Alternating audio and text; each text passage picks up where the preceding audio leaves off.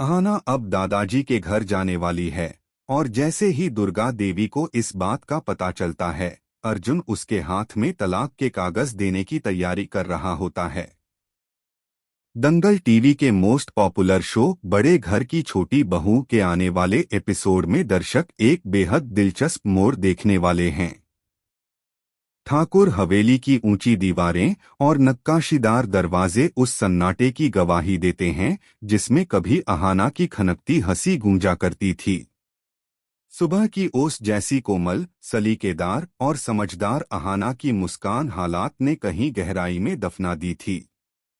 जिस दिन वह हवेली छोड़कर निकली, वह सिर्फ घर से बाहर नहीं जा रही थी, बल्कि अपनी आत्मा का एक हिस्सा पीछे छोड़ रही थी।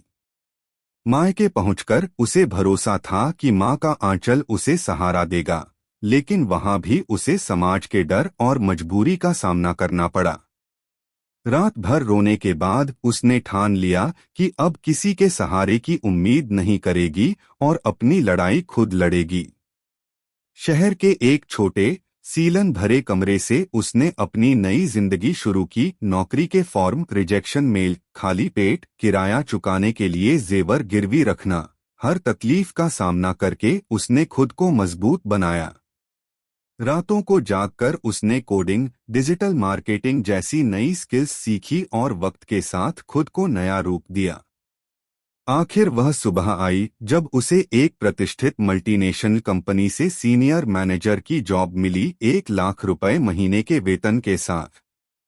यह नौकरी उसके लिए सिर्फ काम नहीं, उसकी काबिलियत का प्रमाण थी।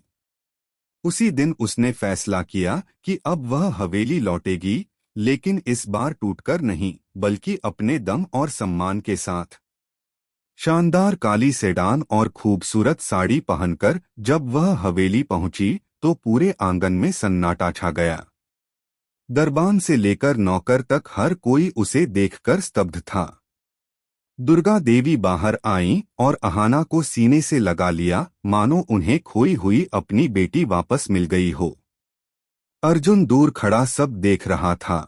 जिस अहाना को उसने कभी तुच्छ कहा था, आज वही उसके सामने आत्मविश्वास की चट्टान बनकर खड़ी थी।